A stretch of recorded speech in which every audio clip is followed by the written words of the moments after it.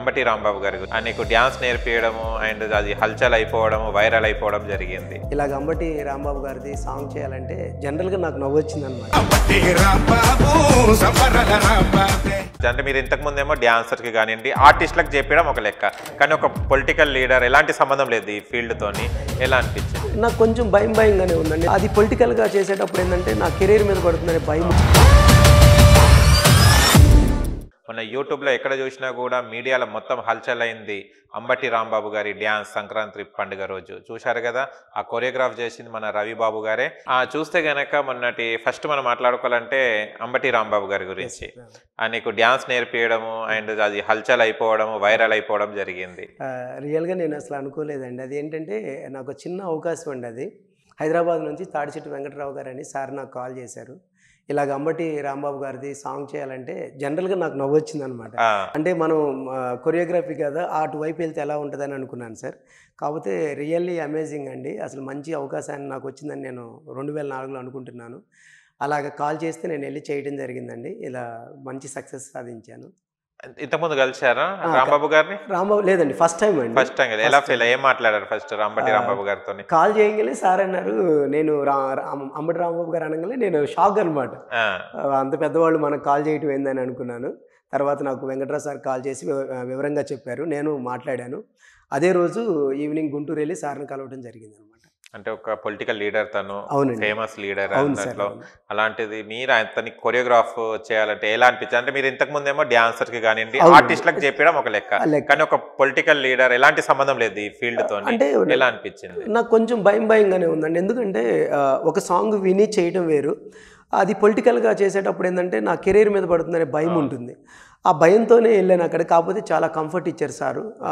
రవి, భయమేం వద్దు, నాకు ఇలా నేను అనుకుంటున్నాను, నువ్వు కొరియోగ్రఫీ చేసి, నేను గతంలో కొన్ని సాంగ్స్ చూస్తాను యూట్యూబ్లో, బాగున్నాయి అవి, దీన్ని కూడా చేస్తామని అనుకుంటానంటే జస్ట్ 1 or 2 డేస్లో ఒక 20 మెంబర్స్ని పెట్టుకొని కొరియోగ్రాఫర్ చేయడం జరిగింది.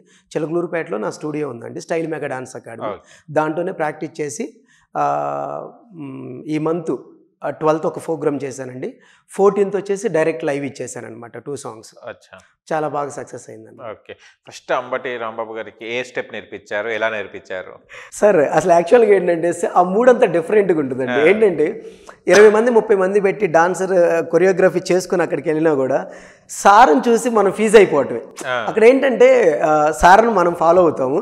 సార్ ఇంకేంటి మనకు చెప్పేది ఏముండదు అనమాట. జనరల్గా ఏంటంటే ఆయన ఎలాగైతే చేస్తారో దాన్ని ఫాలో అవుతాము. మధ్యలో మనం చేసే ఏంటంటే కొరియోగ్రఫీ ఏదైతే చేశానో స్టెప్స్ అవి యాజ్ ఇట్ ఈస్గా చేసామన్నమాట. కాకపోతే అసలు వ్యూస్ విపరీతంగా వెళ్ళిపోయింది అనమాట. అట్లా అనుకున్నారు ఫస్ట్ స్టార్టింగ్ చేసేటప్పుడు ఇంత వైరల్ అవుతుంది? అస్సలు లేదండి, నేను అసలు అనుకోలేదు. జస్ట్ ఏంటంటే భయంతోనే ఉన్నాను, ఎలా వచ్చిద్దా ఏంటా, మళ్ళీ నా కెరీర్ ఎలా ఉంటుందో, ఇబ్బంది అయిద్దామని అనుకున్నాను. కాకపోతే ఆడియన్స్ కూడా నన్ను చాలా రెస్పాన్స్ తీసుకున్నారండి. కాల్ చేయటం, నాకు ఆ వీడియో చూసేటప్పుడు ఏంటంటే నాకు షేర్ చేయటం, అంటే అన్న మీరేనా, మీరు కాదా, రవిబాబు మీరేనా, నాకు ఇలా వీడియో వచ్చిందని అంటే అప్పుడు మాత్రం చాలా హ్యాపీగా ఫీల్ అయ్యానండి. ఓకే, అండ్ ఆ డ్యాన్స్ తర్వాత అందరు ఫోటో కూడా దిగడం జరిగింది, మీ టీం అంతా. అవును, ఎలా అనిపించింది? ఫీల్ వెరీ హ్యాపీ అండి. ఎందుకంటే పెద్దవాళ్ళతో దిగడం చాలా సంతోషంగా ఉందండి. అనుకుంటున్నాను సార్ ఇంకా మరిన్ని అవకాశాలు వస్తాయని నేను అనుకుంటున్నాను, ప్రయత్నం చేస్తున్నాను. ఎలా కోఆపరేట్ చేశారు మళ్ళీ అంబటి రాంబాబు గారు మీ డ్యాన్స్కి, స్టెప్పులకి? అంటే ఆయన బాడీ లాంగ్వేజ్ వేరే, కానీ బాడీ లాంగ్వేజ్ వేరైనా కూడా సార్ ఆ జోష్ ఉంటుందండి ఆయన చేసేటప్పుడు. ఎంతమంది ఉన్నా కూడా ఏంటంటే ఇక అట్రాక్ట్ చేసేస్తారు అంతే. మనం కానీ ఆడియన్స్ కానీ అందరూ చూస్తూ ఉంటారనమాట. అలా చూస్తూ హ్యాపీగా నేను కూడా వాళ్ళతో పాటు నేను కూడా ఎంజాయ్ చేయడం జరిగింది ఆ రోజు. ఎంజాయ్ చేయడం జరిగింది. ఓకే, లంచ్ చేశారా కలిసి సార్తో? చేసామండి, అంబటి రాంబాబు లంచ్ చేసాము. ఈవినింగ్ ఆ ప్రోగ్రామ్ అయిపోగా సార్ను వెళ్ళి ఒకసారి మీట్ అయ్యి చెప్పేసి వచ్చాను. అంబటి రాంబాబు గారు ఏమైనా గిఫ్ట్ ఇవ్వడం జరిగిందా? సార్ ఆయన మాటే నాకు గిఫ్ట్ అనుకున్నానండి. గిఫ్ట్ అంటే కలుస్తా మళ్ళీ తొందరలో కూడా చెప్పారు సారు, మళ్ళీ కలవాలి ఒకసారి అన్నారు. వెళ్ళి కలుస్తాను. ఉగాదికి ఏమైనా ప్లాన్ చేస్తారా మళ్ళీ? మేబీ సార్, అది నాకు ఇంకా పర్టికులర్గా నాకు చెప్పలేదులే, కానీ ఉన్నారు, కాల్ వస్తుందా వెయిట్ చేయండి అని అన్నారు. ఇది నేర్పించిన తర్వాత అంటే వైసీపీలో వేరే పార్టీస్ నుంచి ఏమన్నా చెప్పడం కానీ ఏమన్నా కామెంట్స్ కానీ ఏమైనా వచ్చాయా? కామెంట్ అంటే జనరల్గా అంటే నా కెరీర్ చాలా 2-3 కూడా డైరెక్ట్గా యూట్యూబ్లో పెట్టారండి. మీరు కొరియోగ్రాఫ్ బాగుంటుందన్నా, మీరు ఎందుకు అట్లాగా పార్టీల పరంగా చేస్తారు, నెక్స్ట్ అట్లా చేయొద్దు అని అన్నారు. సార్ నా వృత్తి ఏంటంటే డాన్స్ కొరియోగ్రఫీ చేయటం అండి. ఎవరైనా ఇప్పుడు ఆ పార్టీ ఈ పార్టీ అని కాదు. సో నేను బతకాలి అంటే కంపల్సరీగా నేను చేయాలి.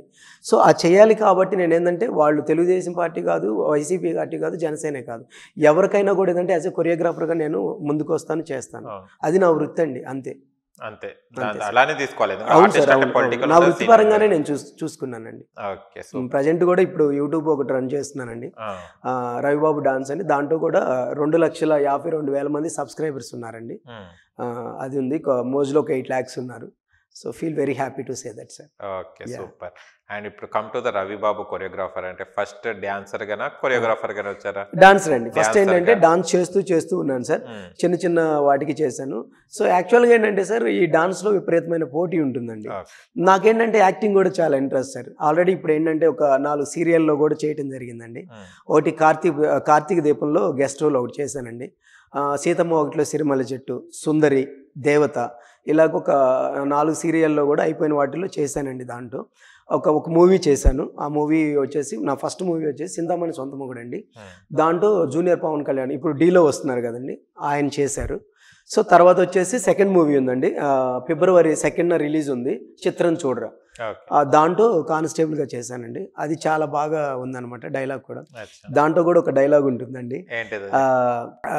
కానిస్టేబుల్గా మేము వెళ్ళి ఉన్నప్పుడు రచ్చరవి గారు జబర్దస్త్ ఆర్టిస్ట్ ఉన్నారు కదా సార్, తాగి పడిపోయి ఉంటారు. నేను వెళ్ళి పట్టుకోగానే ఏం కాక నా లెక్క పొట్టిగా ఉన్నావు, రికమెండేషన్ క్యాండిడేట్ అని అంటారు. నిజంగా అది మాత్రం చాలా హిలేరియస్గా ఉంటుందండి. అది చాలా హ్యాపీగా అనిపించింది సార్తో చేసేటప్పుడు కానీ అట్లా.